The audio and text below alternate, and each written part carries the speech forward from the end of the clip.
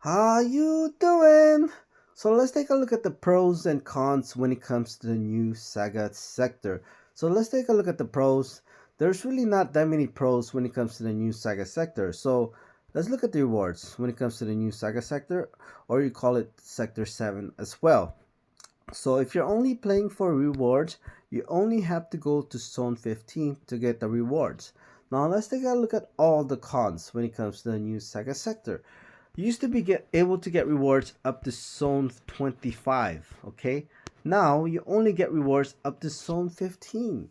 So that's one of the biggest cons when it comes to the new Saga sector. You don't get the same amount of rewards. Before you used to get to zone 25 for the rewards, now it's only till zone 15.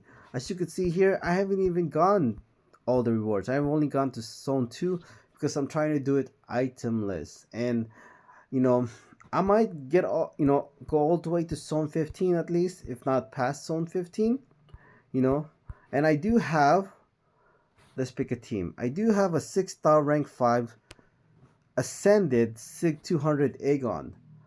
But another con when it comes to the new Saga sector, since they limit to zone 15 for the rewards, that the chances of me getting Aegon to 999 is very unlikely. I also always run damage mastery with Aegon. As you can see here, I have a 6-star rank 5 ascended Aegon. He's a ramp up champion, but the problem is, the chances of me getting to 999 is not likely. So they pretty much nerf Aegon when it comes to the new Saga sector, since they only limit the rewards to zone 15. So who else should we pick? Angela.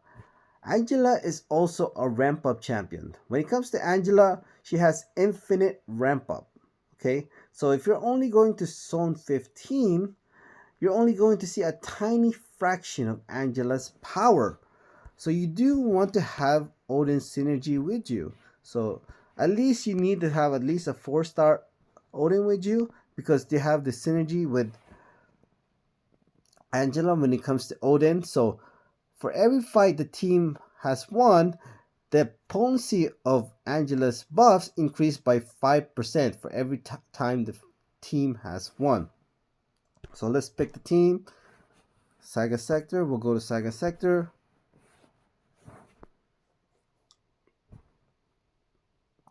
So let's take a look at what's another con when it comes to the new Saga Sector. Okay? Let's look at the first hack. As you can see, when it comes to the first hack, you're only limited to 3 hacks. It doesn't make any sense why they only give you 3 hacks in the first hack. I wish Kabam was more transparent about this. Like, why can they explain why they're only giving you 3 hacks for the first hacks? I mean, it doesn't make sense. That's one of the reasons why people don't like Kabam or trust Kabam, is because they're just not a very transparent company. It's pretty obvious, and I know they know that they're not a transparent company. It's really disappointed when it comes to them being transparent. So the only I say you could say definitely a pro for sure. You want to good thing is you get to choose all the hacks in the second hack.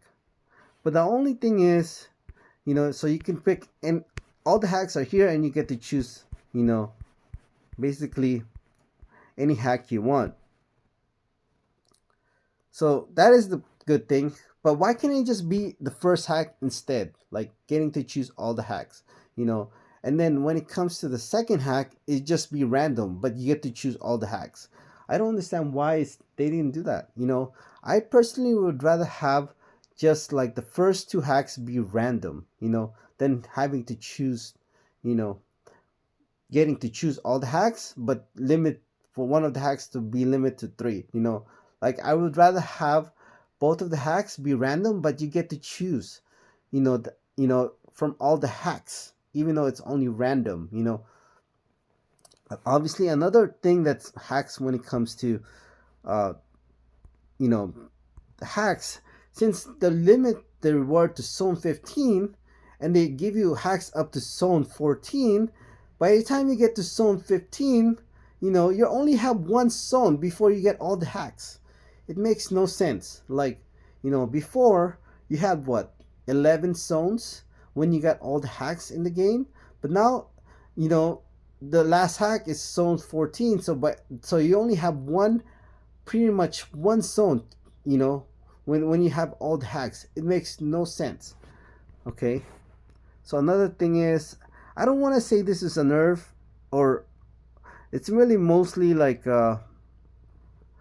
what is it called?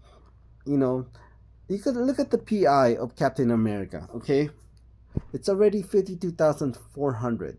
You know, so they pretty much increased the PI when it comes to the new Saga sector.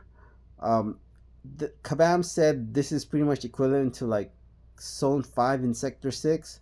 And I could see their problems when it comes to the new incursion in general. Like, this is really pretty much Sector 7, okay?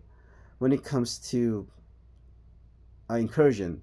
And I wish it was permanent instead, but instead it's what, every 3 months? I'm not sure why. Why don't they just make Sector 7? And this is pretty much equivalent to Sector 7. Obviously, how can they increase the difficulty when it comes to Saga sector or the new incursion, right? It has to increase, right? Because eventually we're gonna have 7-star rank 3s, 7-star rank 4s, obviously in the game, and this will be, sector 6 is going to be too easy to be doing it. So that they have to come up with a new Saga or sector 7, or in this case Saga sector. So what can they do? Increase, obviously, number one is increase the health pool, right? That's pretty much obvious. They're going to increase the health pool from the opponent, because if it'd be too easy using 7-star rank 3s or 7-star rank 4s in the future, or even some cases 7-star rank 6, which up to what's the highest rank the 7-star can go. So it would be way too easy. So they have to increase the zones, or in this case increase the difficulty. But increasing the difficulty is just, they can only increase the difficulty for so much, right? When it comes to nodes, so the only way they can make incursion more difficult is just increase the health pool. That's what sector 7 is about. Personally, I would just write, to increase the zones. That would just, because every zone you go, they increase in health pool and attack. So I just don't see why they just increase the zone instead of increasing the health pool and making sector 7. There's really no point to that, at least not right now, and at least until they make, my opinion, till 7-star rank 4. So they can just increase the zone to, for rewards. I just don't see the point of that. So those are pretty much, I say, the cons when it comes to the new Saga sector, and they're making it really tough. They're pretty much telling you can't use 5 stars anymore. And I've been using 5-star Angela, and it's really tough because she is a ramp up champion, and once like in the first fight, she's not gonna do that well. She also is a cosmic, so she relies on buffs, which makes sense. So without any hacks, without any ramp up, it's really tough to use when it comes to Angela.